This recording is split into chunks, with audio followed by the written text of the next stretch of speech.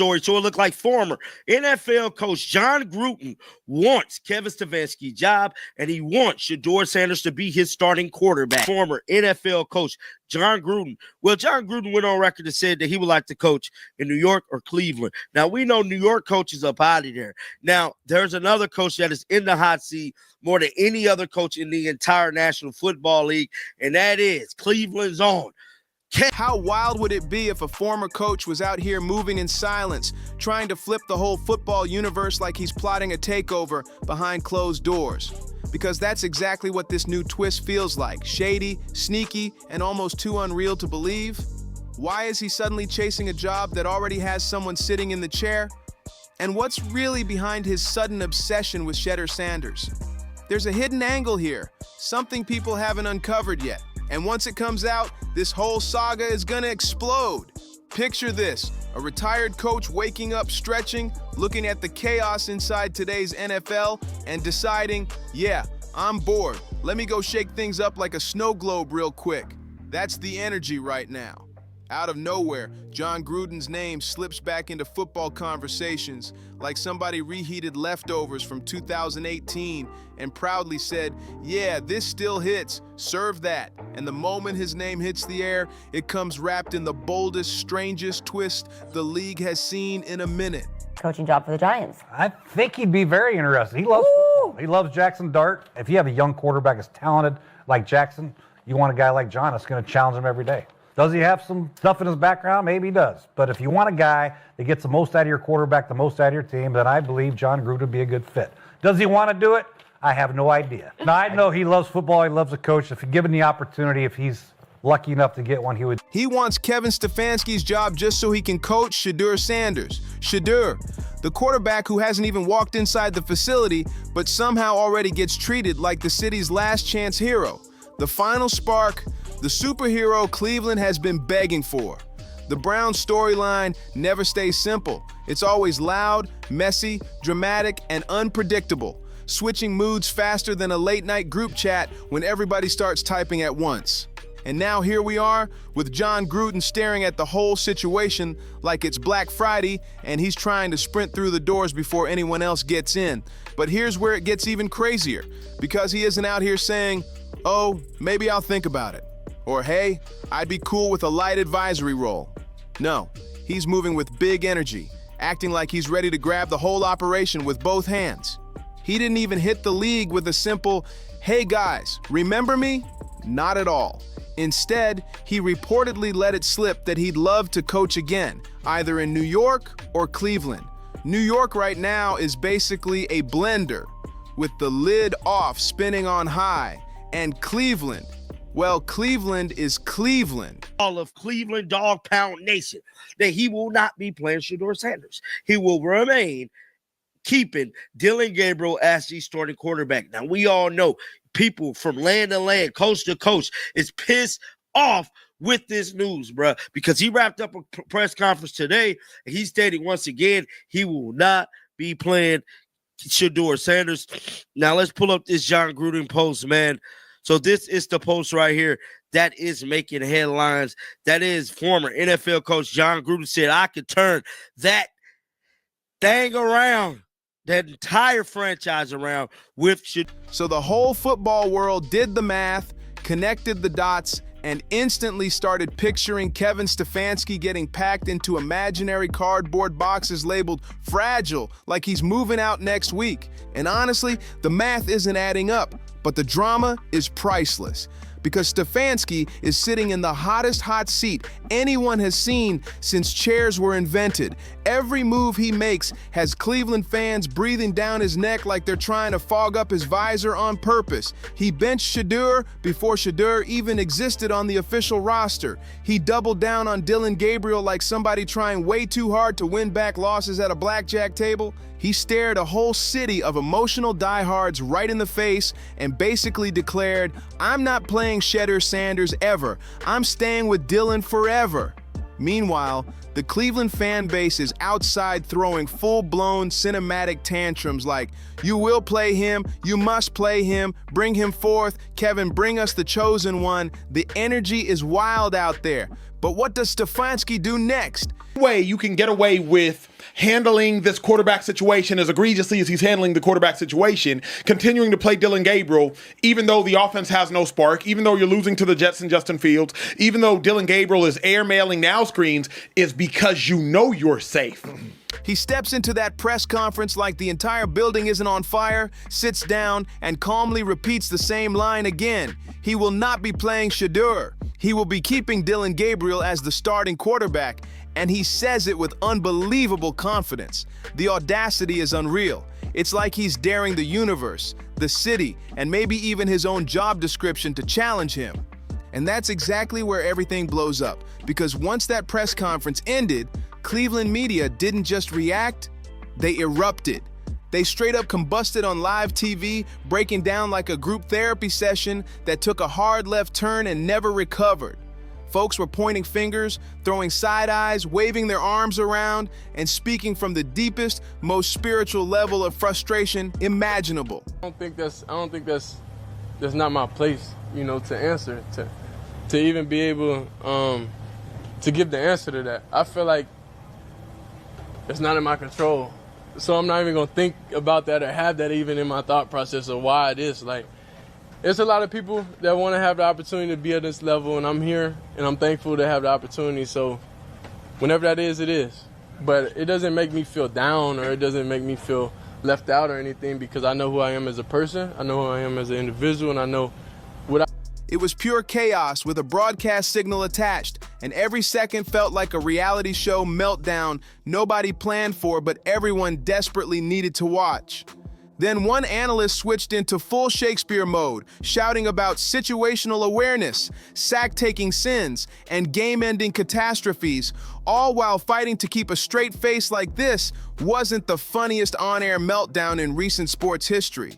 The whole moment had the energy of someone trying to deliver a serious speech while the world is collapsing behind them. But the real comedy wasn't even the yelling. It was the desperate attempt to defend Dillon Gabriel like he was some endangered species that needed legal protection. He's only a third-round rookie, they insisted, offended like someone insulted their family. He's only played 5 games, they cried, ignoring the fact and kind of now being behind the 8 ball. I mean, do you stick with Dillon Gabriel after this game, or do you think about making a change? Yeah, we're going to stick with Dillon. Obviously, this is a young players that you're always trying to get one game better and those type of things, but we have to play better as an offense. We have to coach better, all the above. Why wouldn't you, just to see if it does anything to the offense, give him an opportunity to go in there and play? Yeah, obviously my focus is where we are right now, Mary Kay. That's not my focus. that those 5 games looked like a slideshow of questionable reads and stressful moments. They kept saying he was just unlucky, even though unlucky apparently meant taking sacks faster than someone can shout, "Field goal unit, go." Imagine defending your quarterback by saying he was lucky to even get that kick off.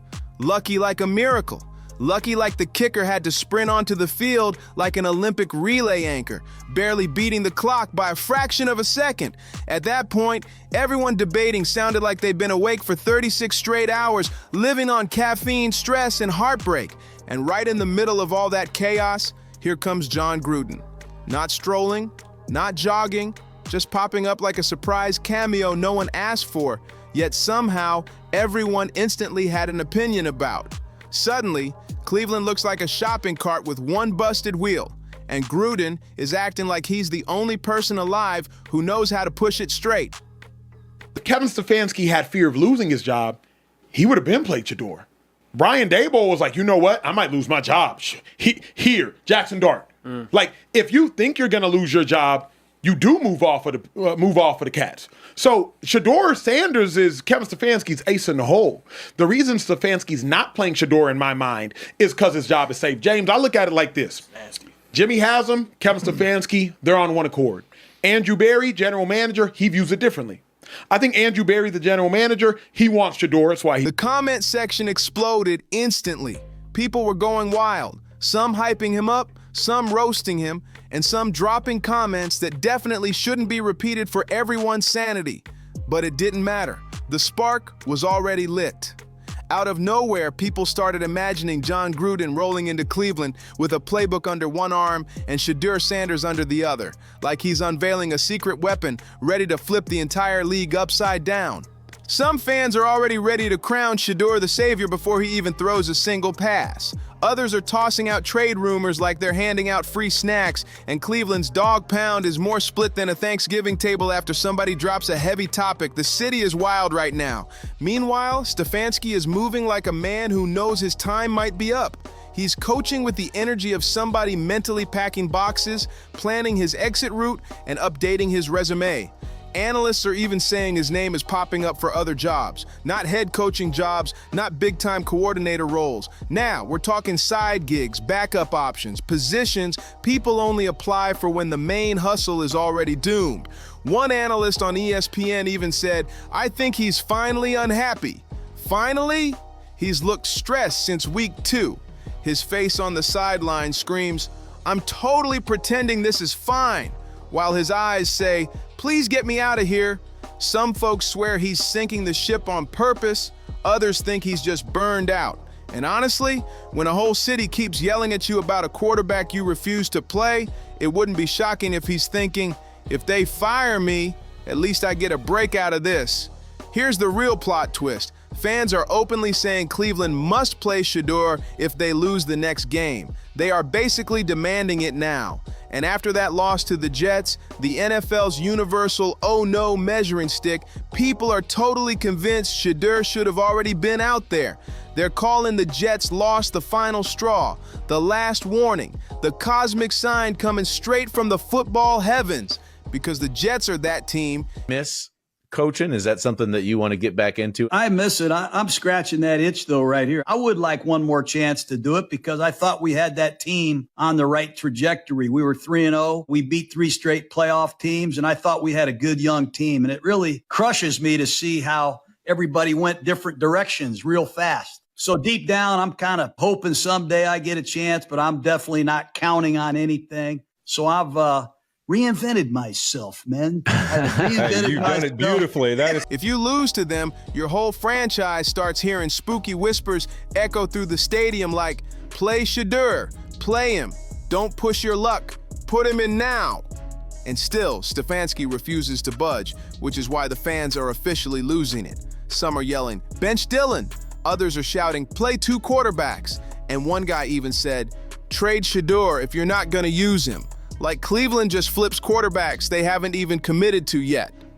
The frustration is off the charts, but the unintentional comedy is even bigger. Because while the entire fan base melts down, Jon Gruden is somewhere circling Cleveland like a hawk, waiting for the perfect moment to swoop in the second that head coaching seat pops open. All he needs is one more ugly loss. One more fourth quarter collapse that makes the stadium groan in unison. One more post-game speech from Stefanski that sounds like he's narrating his own exit. Fans are chanting for Shedeur, like he's a chosen figure. Analysts keep bringing up his name like he's the fix for every issue on the roster. And somehow, Gruden is now the face connected to this entire quarterback uprising. Picture the headlines. Gruden rolls into Cleveland and instantly declares Shedeur the future, the present, and maybe even the mayor at this point. The local media can't handle any more plot twists. They're hanging on by threads thinner than the Browns' playoff dreams. The guy that has a lot of money still wants to work, and that's my brother. He still wants to get back into coaching. I don't know why, but he still wants to get back into the grind. Will he do that? Would he accept the job, in your opinion, like in Arkansas? I think he would, probably. I think there's a lot of teams that could use his services. He's a great coach and a great guy, and just has a great passion for the game. And I think, given the opportunity, he would probably do it. I can't speak for him, but I would. The way, I know him pretty good. I just think he would have given. Every single day, another rumor drops. Every single day, another meltdown hits the radio. Every single day, someone is yelling about sacks, schemes, or why the backup quarterback needs to be promoted like a high school kid getting bumped up to varsity. But nothing tops the chaos of watching an entire city fight over a quarterback who hasn't even played a single snap yet. Meanwhile, a former NFL coach who isn't even part of the organization is basically out here campaigning like, "I will personally bring Shedeur to greatness." That's not normal. That's not even close to normal. That's Cleveland energy all the way.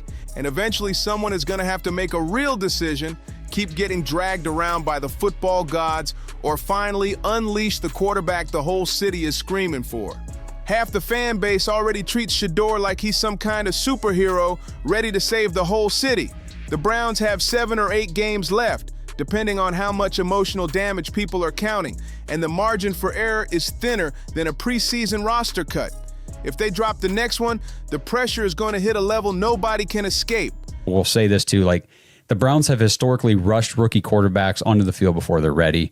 Ruin them. I mean, I know that's the whole thing. Like, what quarterback are we going to ruin next year and all this kind of stuff. The difference this year for me is that this season is gone. It's lost. And you already know that the first rookie you tried to put out there is clearly not it. And it's not even a matter of him not being ready. I just don't think he's capable, period. There's no amount of time, practice, experience that's going to suddenly make him capable. We need to see if Shedeur is, because we've got... Fans will demand Shedeur like he's the answer to everything wrong in the world, from sloppy quarterback play to slow Wi-Fi. But here's the real truth. If Cleveland keeps losing, they're running out of choices. They either put Shedeur on the field or watch the entire city implode like a soda can inside a hydraulic press.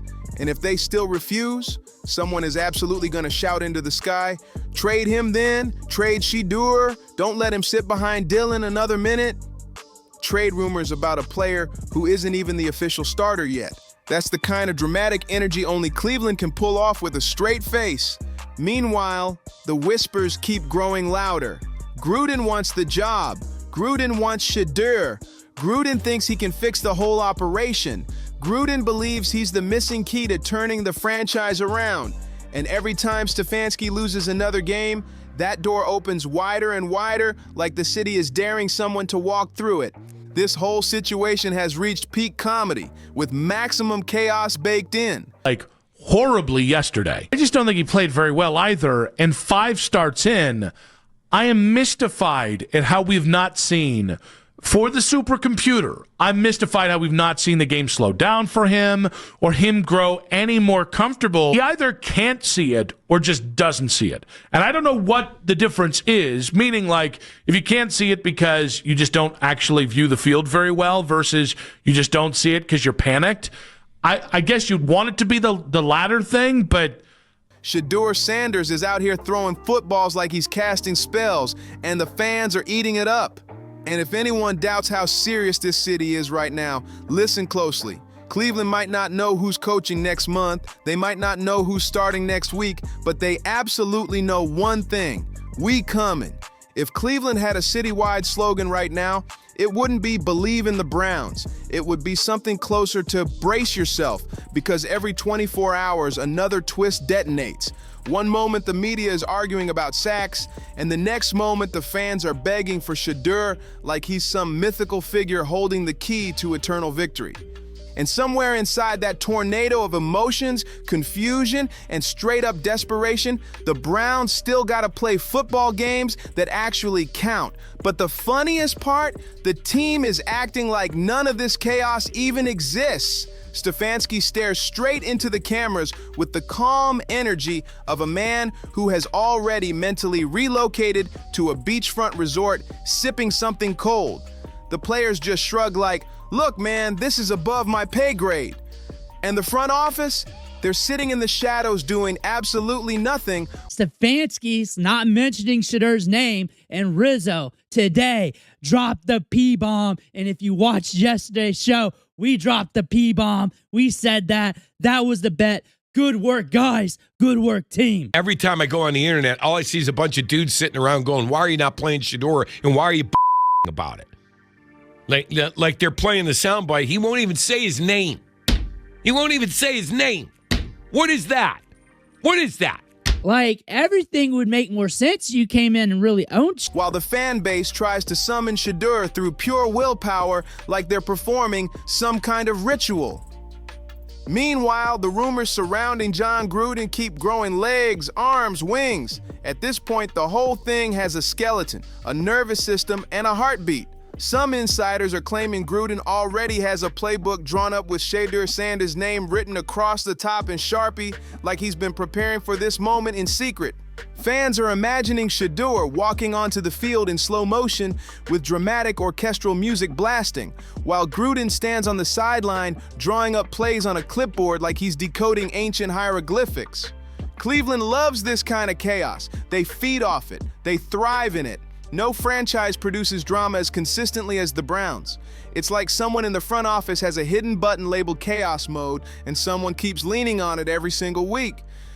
But here's where it gets dangerously funny. The Browns could fix all of this instantly by simply playing Shedeur Sanders. That's it. Problem solved. Pressure gone. Fan base relaxed. Rumor mill cooled down. Chaos reset. But nope. Quarterback wide receivers of the past were coming out to be open, and he still didn't see it. Just eyes down, pulls the ball down, and tries to run for his life when there's no need to run for your life.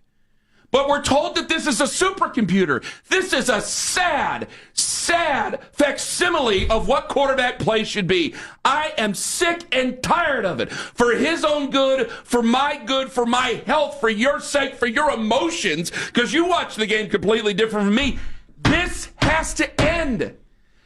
Instead, they stay committed to Dillon Gabriel like he's part of some long-term experiment that nobody else understands. Every mistake Dillon makes gets blown up instantly, with people shouting, "See? This is why we need Shedeur." Every sack turns into a full argument. Every incomplete pass becomes some deep philosophical debate like the whole city is pondering the meaning of life. And if the Browns drop one more game, oh, it's done. The calls for Shedeur won't just be loud, they'll turn into full-on marches. Local radio shows will have phone lines melting from non-stop calls. Fans will start pulling up to practice with signs like, "Play Shedeur," or "We riot." Cleveland is sitting right at the edge of sports anarchy, and in the middle of all this madness, Jon Gruden is somewhere smirking. He knows the second Stefanski slips again, the whole city might roll out a red carpet like they're welcoming him back in style. Because whether Gruden gets the job or not, the message echoing through Cleveland is crystal clear. Cleveland wants Shedeur. The fans demand Shedeur. The drama basically requires Shedeur. And the city, oh yeah, the city is ready for that moment. If you enjoyed this breakdown, don't forget to like, subscribe, share, and I'll see you on the next one.